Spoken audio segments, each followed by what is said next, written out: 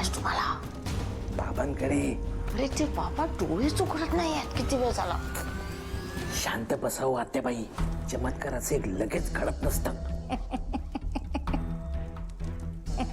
ते हसतायत. तू खासतोस. प्रेम प्रेम प्रेम थो दिसतंय. दिसतंय दिसतंय. मला सगळं दिसतंय. बाबा काय दिसतंय तुम्हाला? तुम्हाला कुठला आत्मा त्रास देतोय ते सगळं दिसतंय मला. कोणता बाबा त्रास देतोय आत्मा? कोणता आत्मा त्रास देतोय बाबा? तू गप्पा बस. मी त्या आत्म्याला धरेन, वश करेन. उठ. अरे उठ. उठ. मागे फिर, पुढे चाल. थांब. तसाच मागे चालत ये. थांब. गोल फिर. खाली बस. उठ. गोल फिर. डाव्या बाजूने फिर. खाली बस. उठ. परत गोल फिर. मागे जा. पुढे ये. उभा राहा. गोल फिर. खाली बस. बसून फिर. उभा राहा. फिरत राहा. फिरत राहा. हा खाली बस. हा परत फिर. उभा राहा. उभा राहून फिर. सॉरी. अरे अर्धवट बुद्धीच्या मनुष्य प्राण्यांनो, काय करताय काय? बाबा माफ करा माफ करा.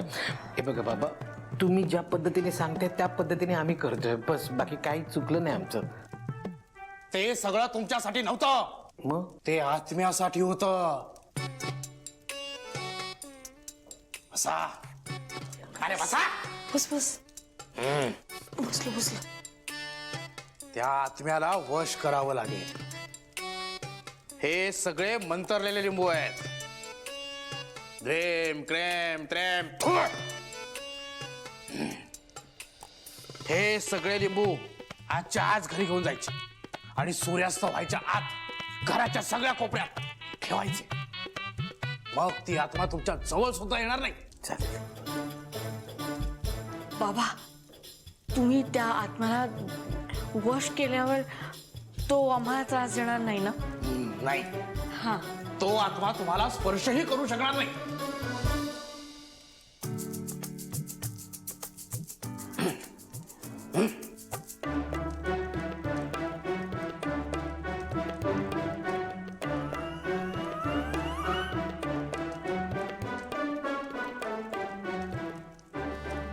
छान झालं तुमचं काम. थांबा.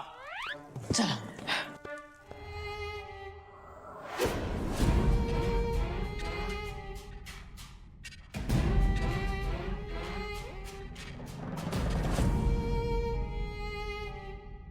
काय ग, काही हवंय? आई, तुझ्याशी थोडं बोलायचंय. बोल ना. नाही इट्स ओके, तुझं आवरून झाल्यावर बोलूया आपण. अगं झालंय माझं, बोल. आई, मगाशी तुला काहीच विचित्र वाटलं नाही? म्हणजे कधी?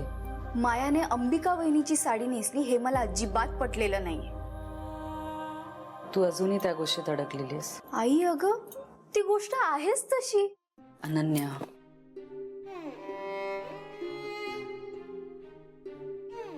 मला कळतंय तुला काय म्हणायचं ते. हे बघ, मायाने जे काही केलं त्यामागचा तिचा हेतू चांगलाच होता. तिने हे सगळं वेदासाठी केलं, हो ना?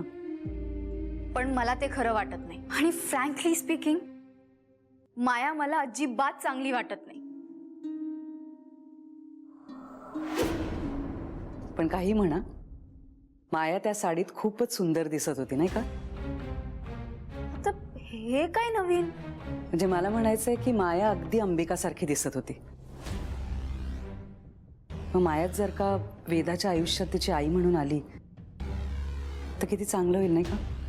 नाही, अजिबात नाही. मायावर माझा अजिबात विश्वास नाहीये. मी खूप दुष्ट आहे ना ग, त्रास देणारी सावत्र आई, हो ना? आई अगं, असं का बोलतीयस तू? हे बघ, असं काहीच नाहीये. कोण म्हणाला तुला? तूच म्हणायचीस असं लहानपणी.